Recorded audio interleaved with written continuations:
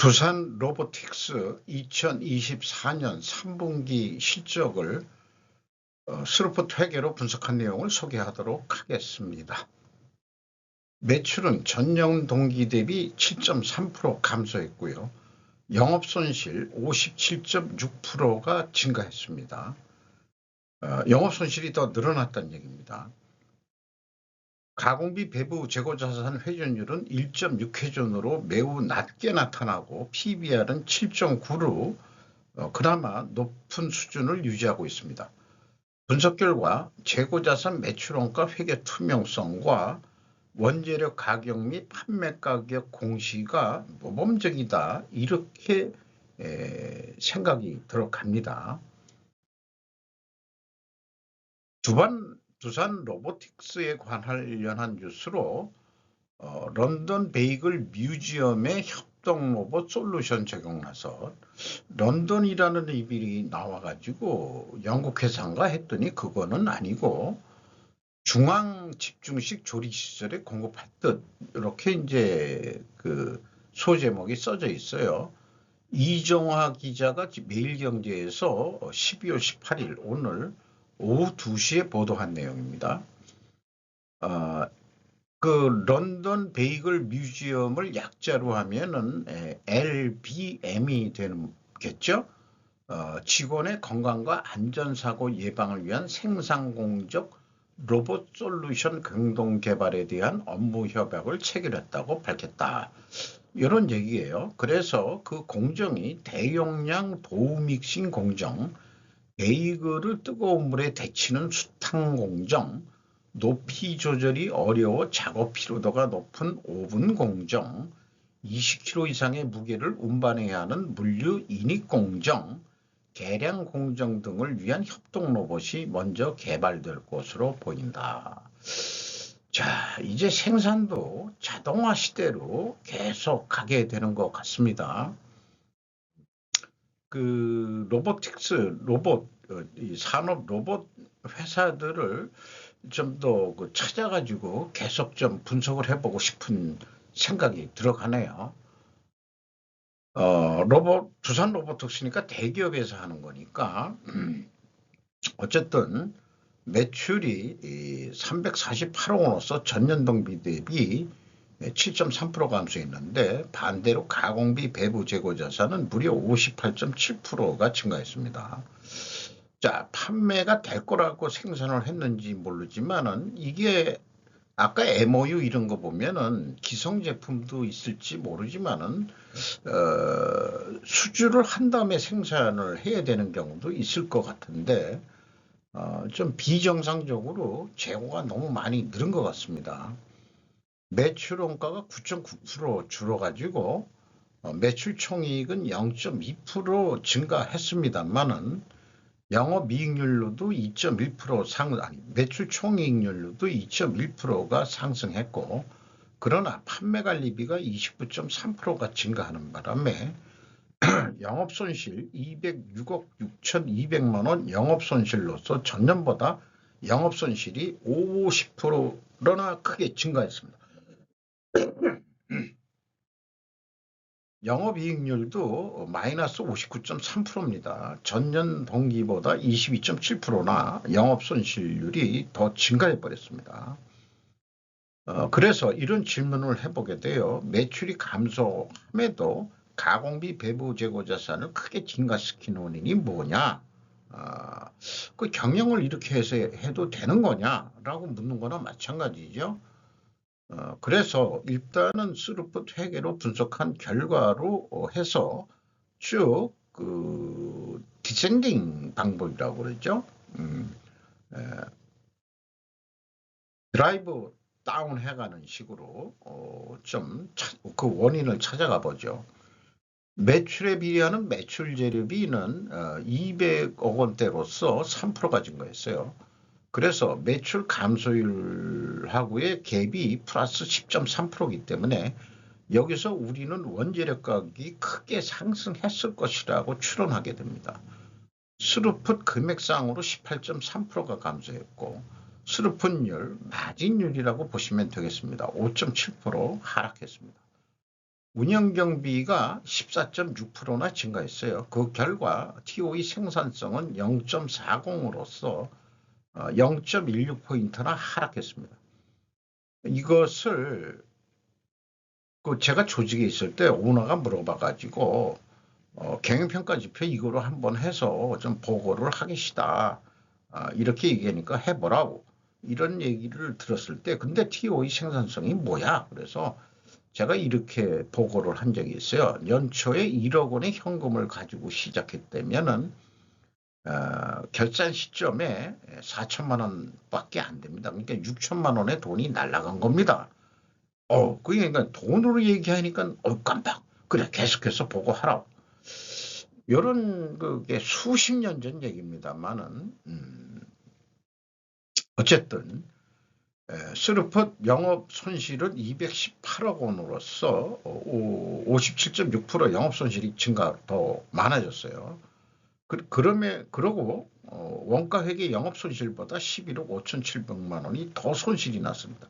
이것은 가공비 배부 재고 자산이 매우 많이 높게 증가했기 때문일 것입니다. 그래서 상품, 제품, 반제품, 제공품, 가공비 배부 재고 자산은 158억 7,800만 원으로 연초보다 58억 7,300만 원이 증가했는데 제품이 제일 많이 증가했어요. 제공품은 크게 증가한 게 없습니다. 그러니까 두산 로보티스는 어느 공장에나 범용적으로 쓸 수 있는 로봇팔 같은 거를 생산하는 것 같아요. 그러니까 이렇게 많이 생산했는데 그러면은 왜 이렇게 많이 생산했느냐? 글쎄 없습니다. 많이들 하는 게 생산량이 많아야 원가 생산성이 좋아지니까 또는 원재료 가격이 크게 내려가지고 이럴 때 물건을 많이 생산해 두면은 나중에 비싼 가격에 팔 수 있을 테니까 이런 의사결정들이 원가 회계 방식의 의사결정들이죠. 그러나 수르프는 어떻게 얘기하냐면은 그러면 안 되고 수요 대응 생산량 조절을 하지 않고 계획 생산을 한 결과가 제품 재고가 크게 증가한 원인으로 판단이 됩니다. 원가 회계 사고방식으로 하니까 이런 의사결정들을 하게 된다는 얘기죠. 스루폿은 원재료 가격이 내려가더라도 그렇게 안 합니다. 여기에 원재료 가격도 17억 7,800만 원이 또 원재료도 재고가 늘어났죠. 제품 생산도 늘고. 그러니까 원재료를 왕창 사가지고 제품도 왕창 만들었다는 얘기예요. 안 팔릴 거를 만드면은 우리는 머리가 둔하다 이렇게 얘기를 할 수밖에 없습니다. 원재료 재고 증가는 원재료 가격 하락에 대거 매입 수량을 증가한 것이 또한 원인으로 보인다. 그런데 아까 손익계산서 상에서는 원재료 가격이 상승했을 거라고 그렇게 추론을 했지 않습니까? 자관, 경영이라는 게 자꾸 논리적으로 안 맞아떨어질 때가 많아요. 그거를 우리가 좀 과학적 사고방식으로 계속 좀 추적을 해보는 거로 진행해 보겠습니다. 기용의 성격적 분류를 분석하면은 A 재고자산의 변동이 마이너스 72억 7천만 원인데 이것은 재고가 증가했다는 뜻이고요.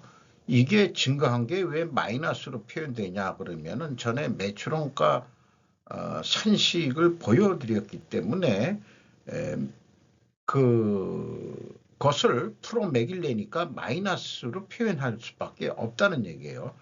기초에서 기말을 빼서 그렇습니다. 방식이 그리고 회사는 자세하게 원재료, 상품, 반제품 등 재고자산 매입액이라고 되어 있습니다. 그러니까 이 기업은 재고자산의 변동 범위가 전체 재고자산이라는 것을 말하고 있습니다. AB를 더한 MC 매출원가 재료비는 189억 원대로서 2.5% 감소했습니다. 운영경비는 14.6%가 증가했습니다. 이 운영경비 366억 원에서 판매관리비 305억 원을 뺀 60억 8,600만 원이 공장 가공비가 되겠는데 이게 가공 비율이 10%가 내려갔어요.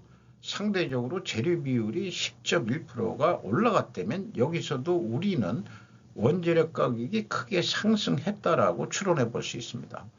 가공 비율의 변동폭이 매우 크다는 것은 원재료 가격의 변동폭도 매우 크다고 볼 수 있겠습니다. 일반적으로 어떤 업종의 특징들이 있다면 이런 로봇 생산하는 기업들은 가공 비율이 어느 정도 다 유사할 겁니다. 앞에 이 두산 로보틱스를 하기 전에 레인보우 로보틱스를 했는데 전년도하고 이 전년도가 특이해가지고 그게 표준적인 거에는 해당 안 한다고 생각이 되지만은 어쨌든 한 25%선 정도가 중간선이 보통 이 자동화 사업체들 하에 가공 비율 아니겠느냐 이렇게 생각해 볼 수도 있겠어요. 그래서 재고자산 명세와 비성분이 나왔기 때문에 재고자산 회계 투명성 3단계를 해보면은 1번은 이제 제가 전체가 아니고 가공비 배부 재고자산의 증가액이고 이성분은 72억 7천만 원으로 회사가 제시한 거죠. 그럼 갭이 13억 9,700만 원인데 그게 비가공비 배부 재고자산, 원재료 등 미착분 포함해서 금액이 일치하니까 회계 투명성은 있지만은 말하자면 총 제조 비용은 왜곡이 된다고 할 수 있겠습니다. 이 대목에서 왜 재고자산의 변동 범위를 가공비 배부 재고자산으로 해야 되느냐 하는 것을 언급을 좀 소개하기 위해서 만들어 놓은 자료인데 가공비를 배부하지 않는다가 스루프트 회계 관점이고 원가 회계는 가공비를 배부해야 된다는 관점인데 스루프트 회계는 이것을 부인을 하는 거다 이렇게 말씀드릴 수 있겠고요. 스루풋은 제품 원가에서 배부된 노무비와 경비를 제거합니다. 그래서 매출 재료면만 가지고 작업을 하죠. 그런 과정에 대한 설명을 한 내용이고요. 2단계 PQ 총 제조 비용의 갭도 BWCI의 갭이 되겠습니다. 현금 흐름표 기준 전체 재고 자산의 증가액은 일치는 하는데 현금식으로 읽어서 이해를 더 좀 돕는다면은 현금이 84억 5,100만 원이 나갔어요. 그러면은 요만큼 재고가 증가해야 되는데 72억 7천만 원밖에 증가를 안 했습니다. 그러면은 11억 8,100만 원을 어디다가 돈을 갖다가 공급 이용을 했느냐고 묻는다면은 회사에서는 무식한 소리 하지 마시고 재고자산 평가 손실이요. 그게 3억 7,600만 원이요. 야, 그래도 8억 600만 원의 현금이 어디 날라갔잖아. 그거이 아니고요. 계정 대체를 한 겁니다. 그거를 추석 데이터에 자기네들 재고 자산을 로봇팔이니까 또 자기네들 공장 시설 유형 자산에 대체한 게 있고 또 다른 것도 있습니다. 그래가지고 그거 하면 일치를 합니다. 그래서 여기까지 보면은 재고자산 회계는 투명하긴 한데 재고자산의 변동 범위를 전체로 하기 때문에 성과를 왜곡시킨다라고 말씀은 드릴 수 있겠어요. 인건비가 144억 6천만 원이 집행이 됐는데 1%밖에 증가를 안 했어요. 근데 직원 수는 21명이나 증가가 됐습니다. 평균 임금은 8,800만 원인데 8.7% 내려갈 것 같아요. 신입사원이 들어오면서도 그렇고 임금도 못 올려줬을 것 같습니다. 적지 않네. 어떻게 올려주느냐. 그러니까 월급을 올려받기 위해서라도 흑자를 어떻게 해서든지 내야 됩니다. 그런데 앞서 동일한 로보틱스, 레인보우 로보틱스는 소기업이긴 합니다만은 3천만 원 선이었거든요. 5천만 원 정도 차이가 똑같은 일을 하면서 연봉 5천만 원 차이가 난다 그러면은 로보틱스가 레인보우가 어떻게 버티고 있는 건지, 그리고 이 두산은 대기업군이니까 월급을 짜게 줄 수 없으니까 이건 중견기업 이상인 거죠. 이렇게 하니까는 다른 그 중소기업보다도 영업 손실이 더 많이 나는 원인 중에 하나가 높은 인건비가 아니겠느냐, 이렇게 생각이 들어갑니다. 경영평가지표로서 두산 로보틱스도 재고 회전율이 떨어졌고 크게, 그 다음에 스루픈율도 떨어졌습니다. 동일 방향이면 일단 투명하게 가정을 세웁니다. 레버리지율은 없는 거로 일단 보이고요. ROE도 내려갔습니다. 4분면 두 번째에 해당하기 때문에 회계 투명성 가정하는데 원재료 가격이 상승해야 되고 판매 가격은 인하가 돼야 입증이 된다고 할 수 있겠습니다. 또한 필연적으로 존재할 다른 증거는 뭐냐 그러면 수량으로 회전율을 산출해서도 회전율이 하락한 걸 보여줘야 됩니다. 그러면은 원재료 가격이 상승했느냐? 내려갔습니다. 반대로.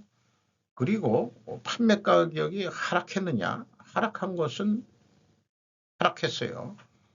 원재료 가격이 더 하락했으니까 3%뿐이 안 내렸다면 상대적으로는 또 올렸다, 이렇게도 표현할 수는 있겠어요.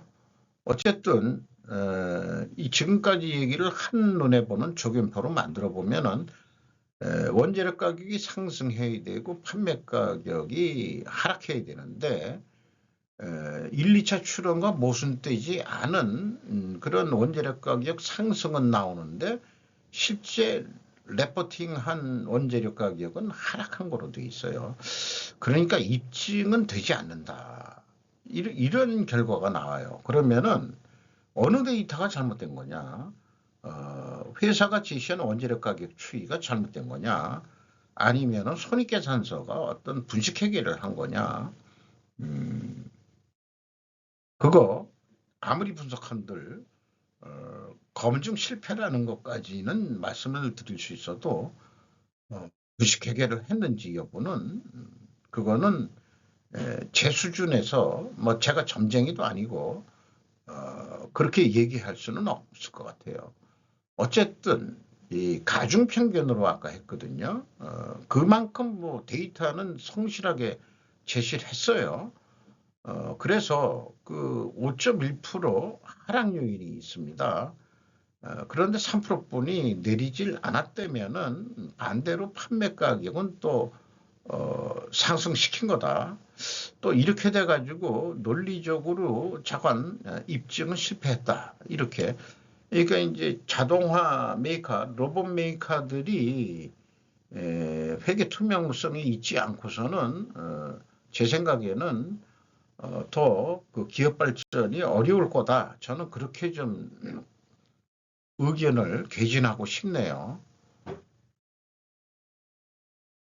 이 3분기까지 매출액이 전년도 매출액 대비 63.3% 진도율밖에 나가질 않았습니다. 3분기 말이면 한 75% 정도 했어야 되는데 더 나가든지 매출이 줄고 있다는 얘기예요. 오늘 판매한 만큼 내일도 팔릴 것이라는 예측을 해는 것으로 하는데 일단은 그래도 손익분기점 매출액을 한번 예측을 해보면은 영업이익을 제로로 해놓고 운영경비는 1 플러스 25%를 합니다. 3분기 실적에. 그래서 스루픈율로 나누면은 1,079억 원을 해야 됩니다. 근데 3분기까지 348억 원을 한 기업이 1천억 원대를 할 수 있느냐? 이거는 실현 불가능할 거예요. 그래서 좋다. 이것도 좀 무리하지만 매출 재료비를 100% 그러니까 매출이 많이 돼가 이랬을 경우 한 697억, 한 700억 더블이죠. 더블 할 수 있겠냐? 안 되겠지만은 이런 도전적인 목표로 어떤 기업은 획기적으로 이 분기에 그렇게 급격히 변화를 주는 기업도 있으니까 성공을 만약 한다면은 690억 해보자. 그러면은 그래도 169억 적자인데 재고 회전율을 또 3회전까지 해보자. 재고 생산량을 좀 줄이고 판매량을 좀 늘리고 그 각각 그렇게 하든지 아니면은 복합적으로 나온 결과가 3회전까지 그렇게 된다면은 매출이 995억 원을 달성해서 영업 손실 58억까지 줄일 수 있을 것이다. 이렇게 얘기를 해볼 수 있겠습니다. 재고가 크게 증가했기 때문에 원가액의 영업이익보다 이익이 감소하게 되어 있고요. 판매액과는 원가액보다 낮게 나오게 되어 있습니다. 주가는 52,800원으로 연초보다 그 더블 이상으로 내려갔어요. 그럼에도 불구하고 PBR은 7.9 상태입니다. 대부분 첨단 뭐 이런 게 나오고 최근 트렌드가 좋다 그러면은 다들 주가들이 높게 형성이 되는데 좀 묻지마 투자 같은 거 같은 식으로 하는 건지 이해가 좀 저 개인적인 수준으로는 이해가 되지 않습니다. 최대 주주는 두산으로서 68.2% 지분을 가지고 있습니다. 이상 마치도록 하겠습니다.